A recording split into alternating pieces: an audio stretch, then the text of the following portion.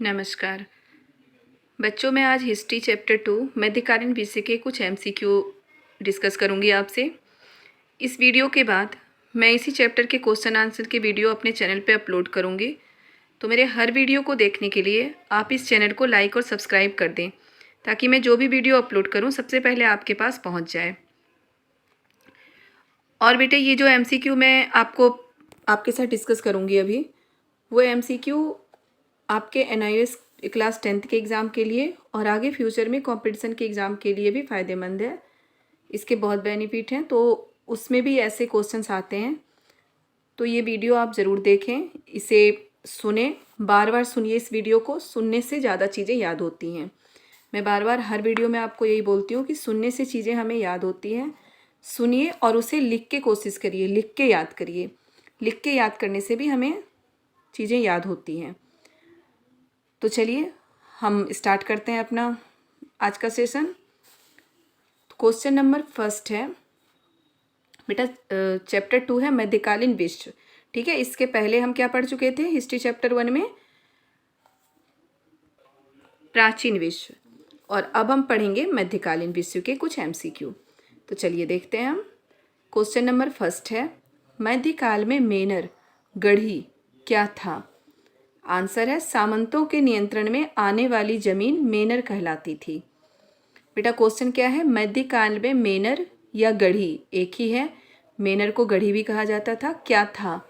Answer है, सामंतों के नियंत्रण में आने वाली जमीन मेनर कहलाती थी। बेटा इस क्वेश्चन को दूसरे तरीके से भी पूछा जा सकता है कि सामंतों के नियंत्रण में आने मध्यकाल में सामंतों के नियंत्रण में आने वाली जमीन को क्या कहते थे? तो क्या कहते थे? मेनर। तो आपको इसे समझ के याद करना है कि क्वेश्चन को घुमा के भी पूछ दिया जाता है। जैसे मध्यकाल में मेनर गढ़ी क्या था, यही डायरेक्ट पूछ सकता है। तो हम क्या लिखेंगे? सामंतों के नियंत्रण में आने वाली जमीन मेनर कहलाती थी। यह क्वेश्चन आपका ये हो सकता है कि सामंतों के नियंत्रण में आने वाली जमीन को क्या कहते थे? तो क्या कहते थे? मेनर। ओके, चलिए देखते हैं क्वेश्चन नंबर 2। मध्यकाल में डीमेन क्या था? डीमेन किसे कहते थे मध्यकाल में? मेनर के बाद क्या आ गया? डीमेन। मेनर के 3 हिस्सों में से एक हिस्सा डीमेन कहलाता था। सामंतों के नियंत्रण में आने वाली जमीन को मेनर कहते थे। सामंत के नियंत्रण में गांव होता था। गांव 1, 2, 3 ऐसे गांव हो सकते हैं। वैसे उतने गांव सामंतों के नियंत्रण में होता था जिन गांव से सामंत कर इकट्ठा करते थे। तो उन्हीं 2 या 3 या एक गांव को हम क्या कहते थे? मेनर। मतलब जितने भी जमीन एक सामंत के नियंत्रण में आता है वो जमीन मेनर कहलाती थी। अब है, मेनर के 3 हिस्सों में से एक हिस्सा डीमेन कहलाता था। यानी कि मेनर के 3 हिस्से होते थे और उनमें से जो एक हिस्सा होता था उसे कहते थे डीमेन। हर एक हिस्से को डीमेन कहते थे। क्वेश्चन नंबर 3 है, रोमन काल में इस्तेमाल में आने वाले हल्के हल को क्या कहते थे? अरेट्रम। रोमन काल में जो हल इस्तेमाल होता था वो हल के बारे में आप जानते हैं। हल किसे कहते हैं? जिससे खेतों की जुताई होती है। फसल बोने से पहले खेतों की जुताई की जाती है। जैसे हम गमले में कोई पौधा लगाते हैं तो मिट्टी की कुड़ाई करते हैं, मिट्टी को कोड़ देते हैं ताकि ऑक्सीजन अंतर तक पहुंच सके, मिट्टी के अंदर तक ऑक्सीजन पहुंच सके, गमले के नीचे तक। तो वैसे ही फसल लगाने से पहले खेतों की जुताई होती है, जिसे जो जुताई करने वाले मशीन को हम हल कहते हैं। तो रोमन काल में इस्तेमाल में आने वाले हल्के हल को क्या कहते थे? रोमन काल में जो हल इस्तेमाल होता वो बहुत ही हल्का होता था। उन्हें क्या कहते थे? अरेट्रम। क्या कहते थे? अरेट्रम। बेटा याद रखिए कि अगर हम किसी हल्के मशीन का इस्तेमाल करेंगे, जैसे हल्के हल का इस्तेमाल करेंगे, तो मिट्टी की कुड़ाई ज़्यादा नीचे तक नहीं हो पाएगी। तो यही कारण था कि रोमन काल में जो फसल बहुत अच्छी नहीं होती थी, क्योंकि रोमन काल में हल्के हल का इस्तेमाल किया जाता था, इसलिए मिट्टी की कुड़ाई, मिट्टी की जुताई बहुत अच्छे से नहीं हो पाती थी। लेकिन मध्यकाल में आते आते भारी हल का इस्तेमाल होने लगा, लोहे का इस्तेमाल होने लगा हल में, जिससे कि मिट्टी की कुड़ाई बहुत ज़्यादा होती थी, अच्छे से होती थी और फसल भी अच्छी होने लगी है। तो ये भी आपको याद रखना है कि रोमन काल में हल्के हल का इस्तेमाल होता था, वहीं मध्यकाल में आकर भारी हल का इस्तेमाल होने लगा था, जिसके कारण क्या है कि फसल ज़्यादा अच्छी उगती थी, क्योंकि भारी हल से मिट्टी की कुड़ाई अच्छे से हो जाती थी। और रोमन काल में जो हल्के हल का इस्तेमाल होता था उसे क्या कहते थे? अरेट्रम। अब क्वेश्चन नंबर 4 है, प्राचीन काल और आधुनिक काल के बीच की अवधि को क्या कहते हैं? प्राचीन काल और आधुनिक काल के बीच की अवधि को क्या कहते हैं? मध्यकाल।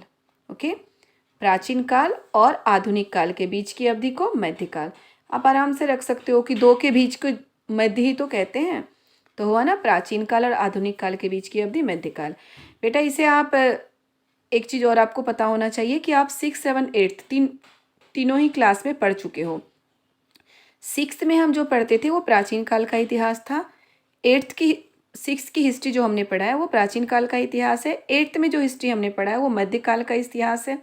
सॉरी, 6th में जो हिस्ट्री हमने पढ़ा है वो प्राचीन काल का इतिहास है। 7th में जो हमने हिस्ट्री पढ़ी है वो मध्यकाल का इतिहास है और 8th की हिस्ट्री आधुनिक काल का इतिहास है।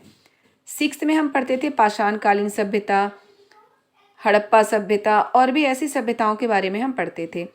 मध्यकाल में हम चोल, चेर, पांडे, धर्म का आगमन किस प्रकार हुआ, राजा कैसे बनते थे, इस तरह की चीज़ें हम मध्यकाल में पढ़ते थे, जो 7th में पढ़ते थे।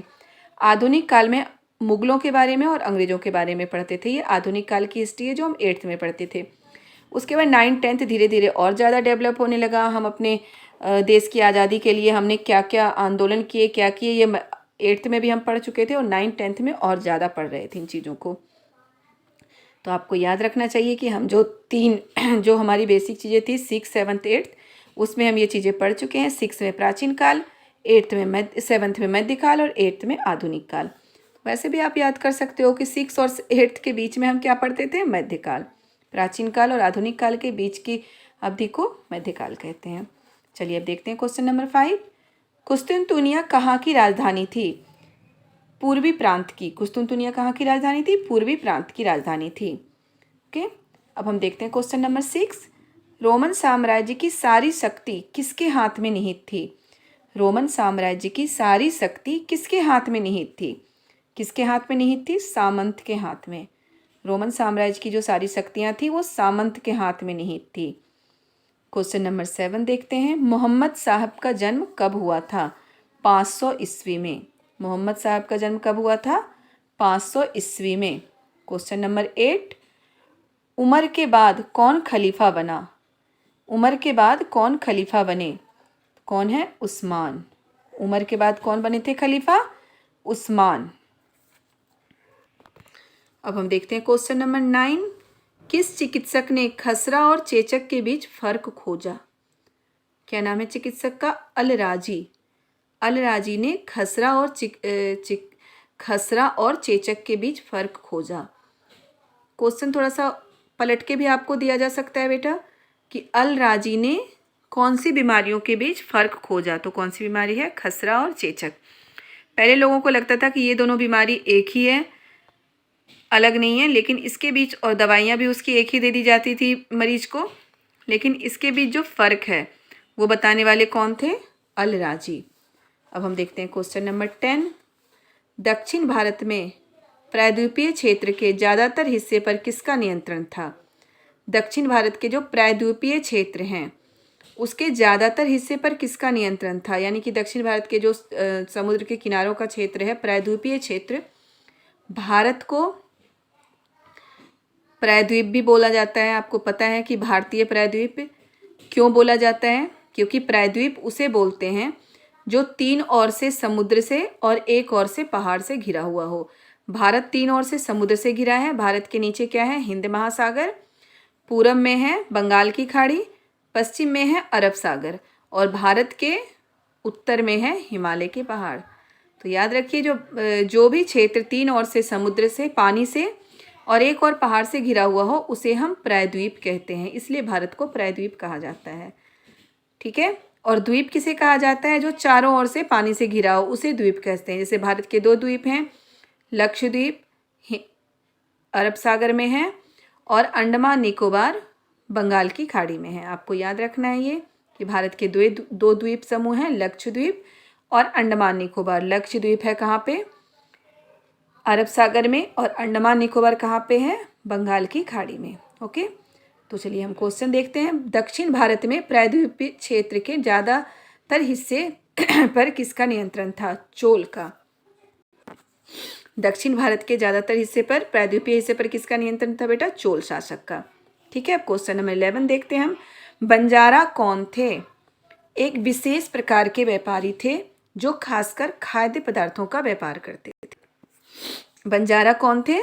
एक विशेष प्रकार के व्यापारी थे जो खासकर खाद्य पदार्थों का व्यापार करते थे। बेटा बंजारा एक घुमक्कड़ प्रजाति थी, अभी भी है, एक घुमक्कड़ प्रजाति है जो घूमते रहती है। बंजारा पहाड़ों पे पाए जाते हैं। ये प्रजाति ज़्यादातर पहाड़ों पे पाई जाती है और ये यहाँ से वहाँ घूमते रहते हैं। ये मवेशियों को पालते हैं, मवेशियों को रखते हैं और यहाँ से वहाँ घूमते रहते हैं अभी भी। और मध्यकालीन भारत में जो बंजारा थे वो भी, उनका भी यही काम था। वो पहाड़ों पे रहते थे, जंगलों में रहते थे और एक जगह से दूसरी जगह अपने मवेशियों के चारे के लिए और पानी की तलाश में घूमते रहते थे। लेकिन सिर्फ घूमने से तो उनका रोजी रोटी नहीं चल सकता, इसलिए वो क्या करते थे? खाद्य पदार्थों का व्यापार करते थे, यानी कि खाने की चीज़ों को बेचते थे, फिर वहाँ कहीं से इकट्ठा करते थे, दूसरी जगह जाके बेचते थे, जिससे कि उनकी इनकम होती थी और उनका परिवार चलता था, उनकी रोजी रोटी चलती थी। तो बेटा ये कुछ क्वेश्चन है आपके चैप्टर नंबर 2 मध्यकालीन विश्व का। ये MCQ मैं आपको फिर से दिखा रही हूँ। ये MCQ आप नोट डाउन कर सकते हो, इसे बार बार सुनिए। अगर MCQ आप 3 से 4 बार आप सुन लेते हैं तो उससे भी ये आराम से याद हो जाएगा।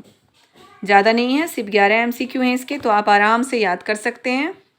इसे सुनिए, याद करिए और मेरे चैनल को लाइक और सब्सक्राइब ज़रूर कर दीजिए, क्योंकि आप चैनल को लाइक और सब्सक्राइब करेंगे तभी ज़्यादा से ज़्यादा वीडियो आपके पास पहुंच पाएगा।